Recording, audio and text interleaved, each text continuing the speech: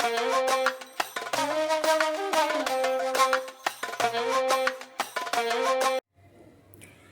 وسهلا ومرحبا مشاهدي قناه مطبخي، مرحبا بكم فيديو جديد.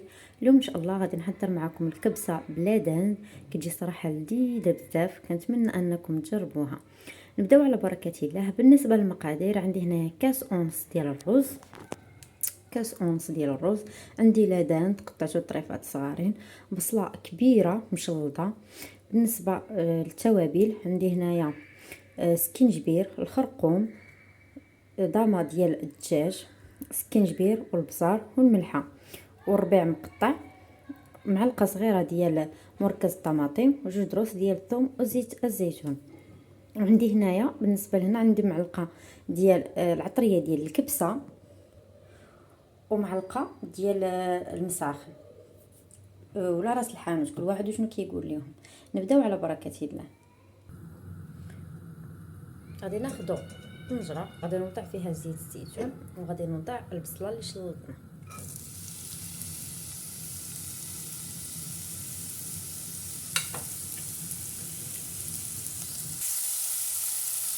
وغادي نضيف الثوم والربيع مركز الطماطم،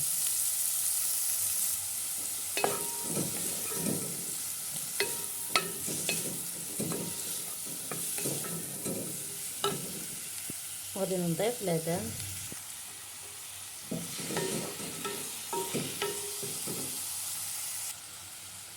غادي نضيف ضامه ديال الدجاج،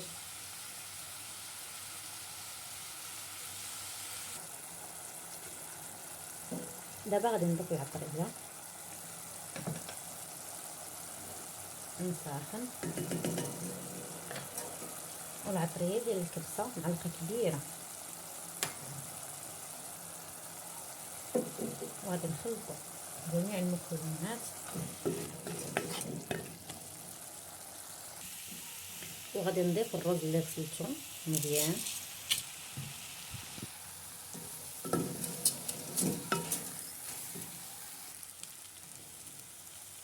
ودابا غادي نضيف الماء. بالنسبه للماء غادي نضيف 3 ديال الكيسان، كل كاس ديال الرز كيساوي 2 كيسان ديال الماء. انا درت كاس ونص ديال الرز، يعني كيساوي 3 ديال الكيسان ديال الماء. دابا غادي نغطي عليه وغادي نخليه يطيب على عافيه مهيله، ونطلقوا من بعد ما يوجد لينا. هذا هو الطبق ديالنا، كنتمنى انكم تجربوه، كيجي صراحه لذيذ بزاف وغزال. كنتمنى انكم تجربوا الطريقه سهله وبسيطه ودغيا كتوجد. ما تنساوش تابوناو في القناه وتفعلوا الجرس باش دائما يوصلكم الجديد، والى اللقاء فيديو جديد ان شاء الله.